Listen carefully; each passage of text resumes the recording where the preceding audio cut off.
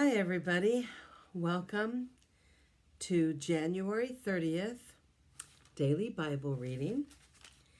And I hope that the word speaks to your heart and soul.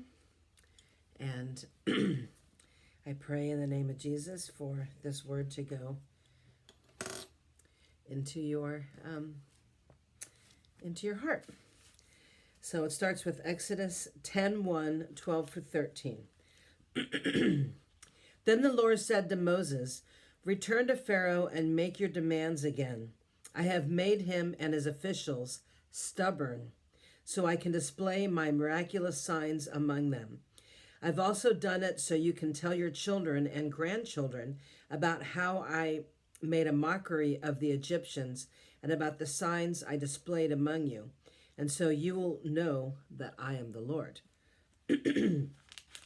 So Moses and Aaron excuse me. So Moses and Aaron went to Pharaoh and said, "This is what the Lord, the God of the Hebrews, says.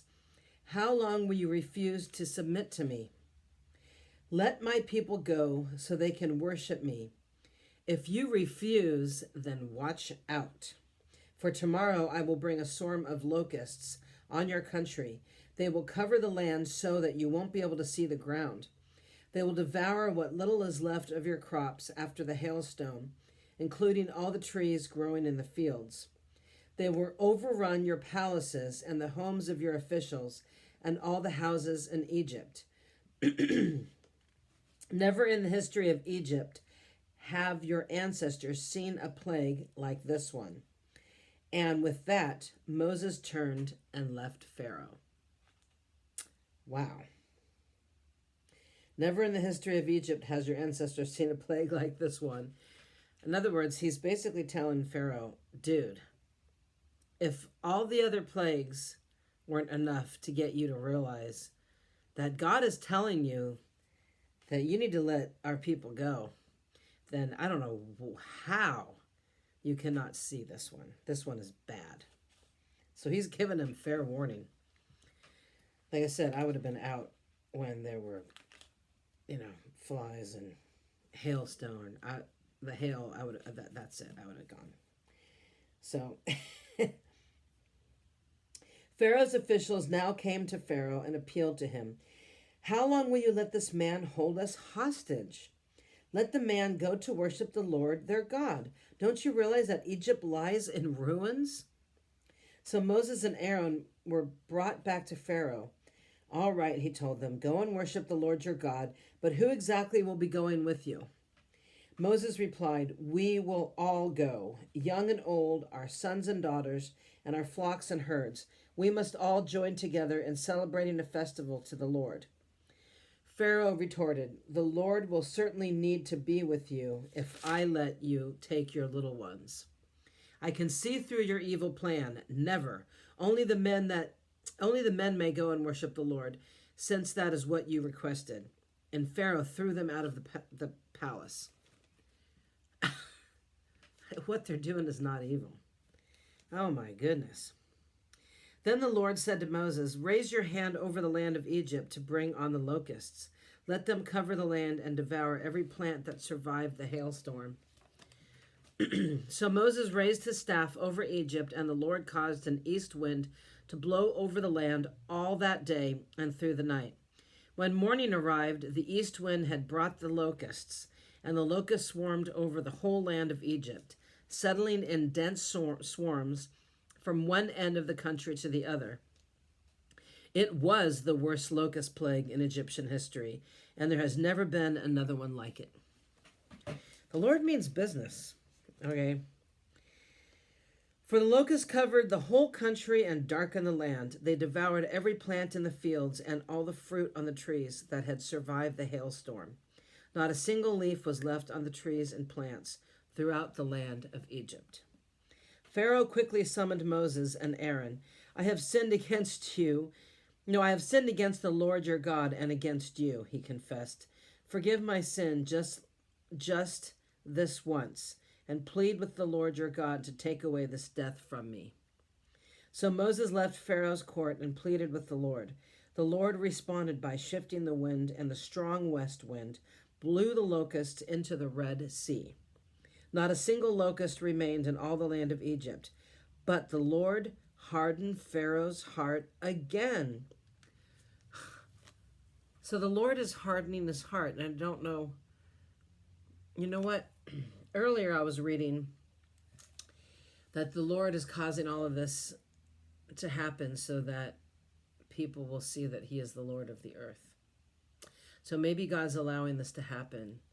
So it makes me wonder if somebody's heart is hardened and the Lord has to do these intense things to get people to wake up or to realize that he is the Lord, that, I guess he's in control of hardening people's hearts.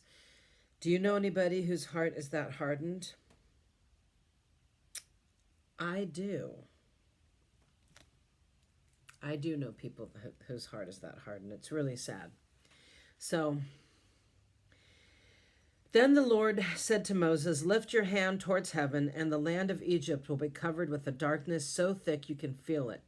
So Moses lifted his hand to the sky, and a deep darkness covered the entire land of Egypt for 3 days. During all that time, the people could not see each other, and no one moved. Well, I wouldn't either. And there was light as usual where the people of Israel lived. Finally, Pharaoh called for Moses. "Go and worship the Lord," he said, "but leave your flocks and herds here. You may even take your little ones with you." "No," Moses said, "you must provide us with animals for sacrifices and burnt offerings to the Lord our God. All our livestock must go with us too. Not a hoof can be left behind.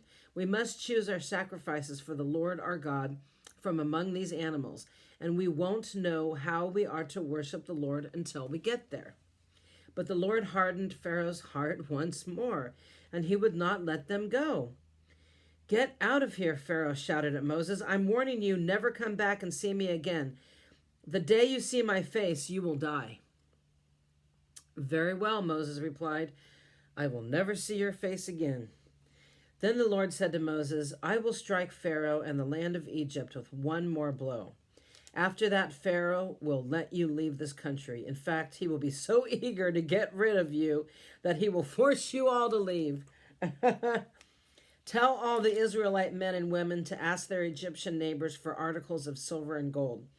Now the Lord had caused the Egyptians to look favorably on the people of Israel, and Moses was considered a very great man in the land of Egypt, respected by Pharaoh's officials and the Egyptian people alike. Moses had announced to Pharaoh, "This is what the Lord says. At midnight tonight I will pass through the heart of Egypt. All the firstborn sons will die in every family in Egypt, from the oldest son of Pharaoh who sits on his throne, to the oldest son of the lowliest servant girl who grinds the flour. Even the firstborn of all the livestock will die." Then a loud wail will rise throughout the land of Egypt, a wail like no one has ever heard before or ever will hear again. How terrible. But among the Israelites it will be so peaceful that not even a dog will bark. Then you will know that the Lord makes a distinction between the Egyptians and the Israelites. All the officials of Egypt will run to me and fall on the ground before me. "Please leave," they will beg. "Hurry and take all your followers with you. Only then will I go." Then, burning with an anger, Moses left Pharaoh. Now the Lord had told Moses earlier, "Pharaoh will not listen to you, but then I will do even more mighty miracles in the land of Egypt." Moses and Aaron performed these miracles in Pharaoh's presence, but the Lord hardened Pharaoh's heart, and he wouldn't let the Israelites leave the country. While the Israelites were still in the land of Egypt, the Lord gave the following instructions to Moses and Aaron.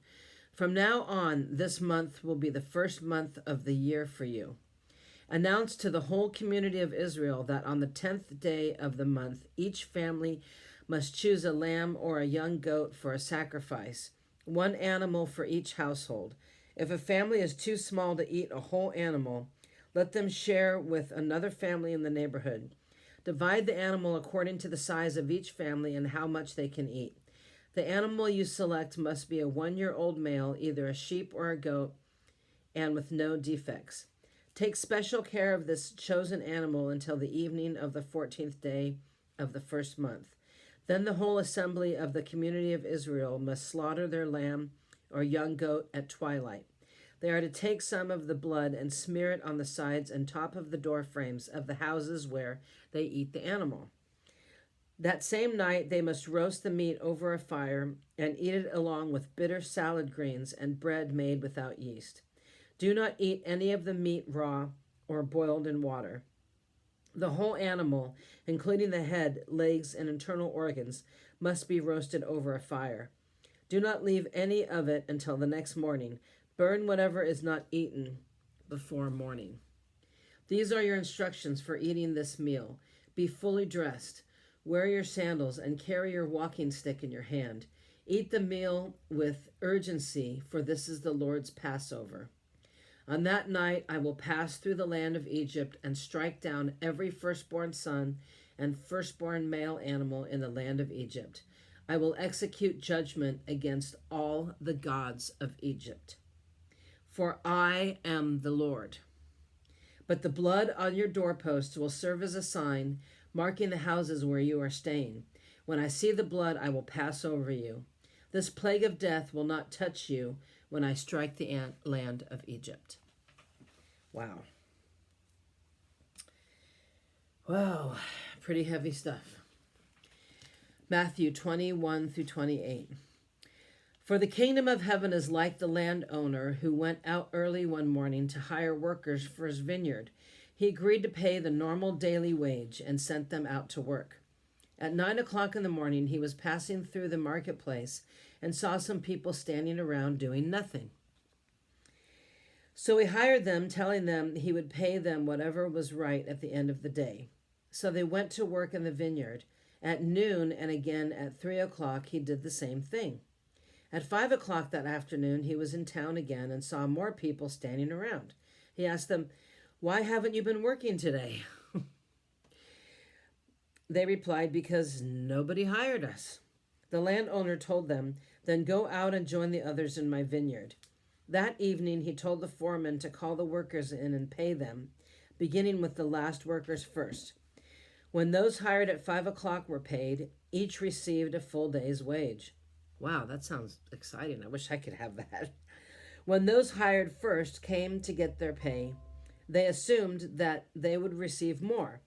But they too were paid a day's wage. When they received their pay, they protested to the owner, "Those people worked only 1 hour, and yet you've paid them just as much as you paid us who worked all day in the scorching heat." He answered them, "Friend, I haven't been unfair. Didn't you agree to work all day for the usual wage? Take your money and go. I wanted to pay this last worker the same as you. Is it against the law for me to do what I want with my money? Should you be jealous because I am kind to others? So those who are last now will be first then, and those who are first will be last." As Jesus was going up to Jerusalem, he took the 12 disciples aside privately and told them what was going to happen to him. "Listen," he said, "we're going up to Jerusalem where the Son of Man will be betrayed to the leading priests and the teachers of religious law. They will sentence him to die. Then they will hand him over to the Romans to be mocked, flogged with a whip, and crucified. But on the third day he will be raised from the dead." Then the mother of James and John, the sons of Zebedee, came to Jesus with her sons. She knelt respectfully to ask a favor. "What is your request?" he asked. She replied, "In your kingdom, please let my 2 sons sit in places of honor next to you, one on your right and the other on your left." But Jesus answered by saying to them, "You don't know what you are asking. Are you able to drink from the bitter cup of suffering I'm about to drink?" "Oh, yes," they replied, "we are able." Jesus told them, "You will indeed drink from my bitter cup, but I have no right to say who will sit on my right or my left. My Father has prepared those places for the ones he has chosen." When the 10 other disciples heard what James and John had asked, they were indignant. But Jesus called them together and said, "You know that the rulers in this world lord it over their people, and officials flaunt their authority over those under them. But among you it will be different. Whoever wants to be a leader among you must be your servant, and whoever wants to be first among you must become your slave. For even the Son of Man came not to be served, but to serve others and to give his life as a ransom for many." Going back to the previous passage where in Matthew 20, 1 through 28, in verse 13, when he was saying that he wanted to give the same amount to the people that only worked an hour as to the people that had worked all day. To me, that represents if you spend your life serving Christ and you spend your life as a follower of Jesus, and you make it into heaven, the people who don't spend their life in service to the Lord or don't spend their life with the Lord, they'll make it into heaven too if they accept the Lord as their Savior.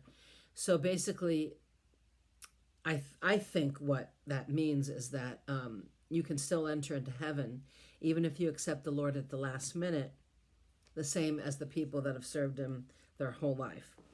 So, but it's better to serve him your whole life. So that's just what I think. I could be wrong, but I'd love to know your thoughts on that one. Moving on to Psalm 25, 1 through 15. O Lord, I give my life to you. I trust in you, my God. Do not let me be disgraced, or let my enemies rejoice in my defeat. No one who trusts in you will ever be disgraced, but disgrace comes to those who try to deceive others. Show me the right path, O Lord. Point out the road for me to follow. Lead me by your truth and teach me, for you are the God who saves me. All day long I put my hope in you. Remember, O Lord, your compassion and unfailing love, which you have shown from long ages past. Do not remember the rebellious sins of my youth. Remember me in the light of your unfailing love, for you are merciful, O Lord. The Lord is good and does what is right. He shows the proper path to those who go astray. He leads the humble in doing right, teaching them his way. The Lord leads with unfailing love and faithfulness all who keep his covenant and obey his demands. For the honor of your name, O Lord, forgive many, many sins. Who are those who fear the Lord? He will show them the path they should choose. They will live in prosperity, and their children will inherit the land. The Lord is a friend to those who fear him. He teaches them his covenant. My eyes are always on the Lord, for he rescues me from the traps of my enemies. And to end, we have Proverbs 6 through 11. Take a lesson from the ants, you lazy bones. Learn from their ways and become wise. Though they have no prince or governor or ruler to make them work, they labor hard all summer, gathering food for the winter. But you, lazy bones, how long will you sleep? When will you wake up? A little extra sleep, a little more slumber, a little folding of the hands to rest. Then poverty will pounce on you like a bandit. Scarcity will attack you like an armed robber. So that was a pretty good word today. So thank you for joining me, and I will see you tomorrow. So my dogs came in here. So